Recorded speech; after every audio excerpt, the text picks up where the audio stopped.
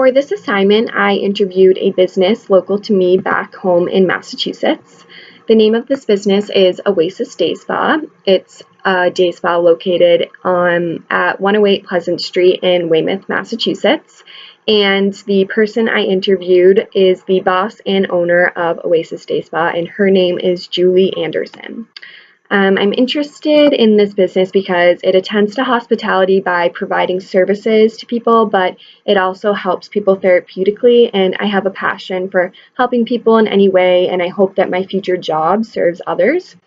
This business also applies to aesthetics and beauty, which is another interest and passion of mine because I'm really into makeup and skincare. So when beginning this interview with Julie, I first asked her the history of Oasis and how she began. And she told me that she started off as an esthetician after graduating aesthetic school, and she received her certification. And she began working at a skincare place for several years before deciding to open her own business in 1996. She found a space in Weymouth to rent, which used to be a church and is now an apartment complex with apartments on top and stores on the bottom floor. She liked this location because it's located in Columbian Square, which is downtown Weymouth, and it's a very populated area, so she thought it would attract a lot of business that way. And she first made a business plan to get a loan from the bank, and she put an ad in the local newspaper looking for potential employees. To create Oasis's corporate identity, she hired a graphic designer to create the logo, the graphics, and the literature for Oasis, and the original logo created is still used today. She chose 2 product companies to supply Oasis with skincare products.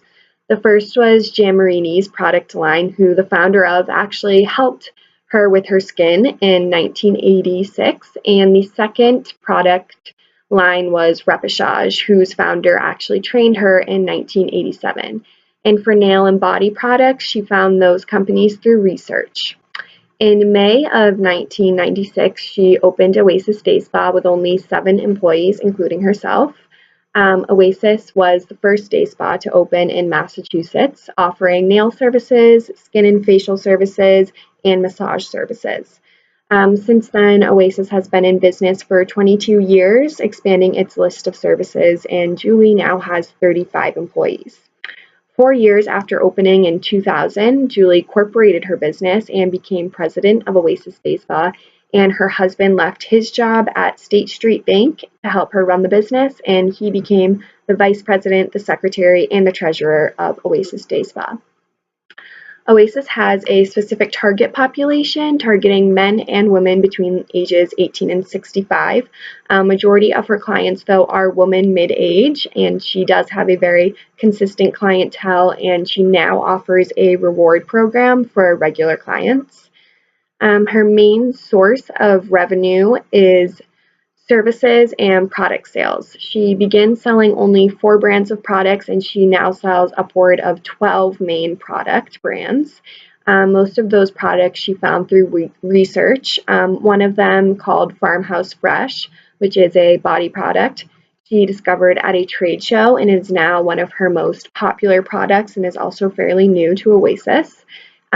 She marks her products up 100%, and then she pays 10% to staff members who each contribute to that sale. And her staff now consists of 35 employees, but starting off, she only had 7. She hired her first nail technician, esthetician, and receptionist through the ad that she put out in the local newspaper. And through networking, she hired her first massage therapist and another nail technician. So most of the employees she found now, she actually found through networking and advertising.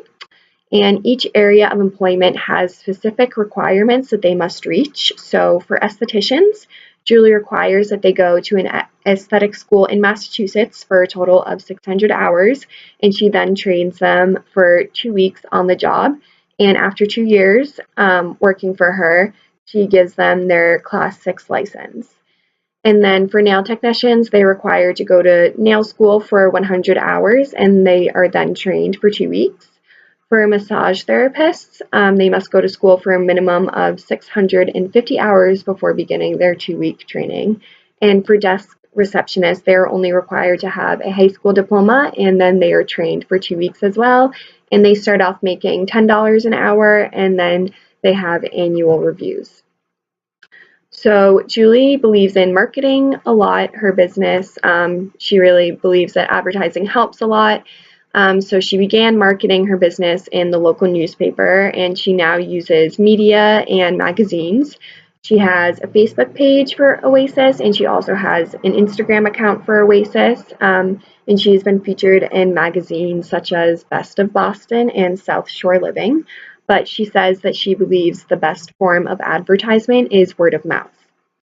So, my takeaway from this interview was that it made me realize that there's a lot more than what I thought that goes into running a business, and it's really important to have connections in order to be successful and to maintain a good reputation in order to make those connections.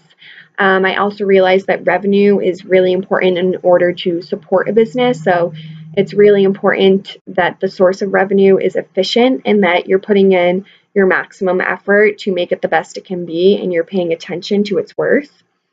I also realized that marketing is another really helpful aspect of business, especially in new and upcoming businesses, because this is how you're going to get started and how you're going to get your name heard. And with what Julie said about word of mouth being the best form of advertisement, it really got me thinking about how important it is to always have a good attitude when working with customers and to be accommodating so that they have good things to say about you, which will attract more business. And for my future career, I'm definitely going to keep that in mind and pay attention to all of the things that factor into success.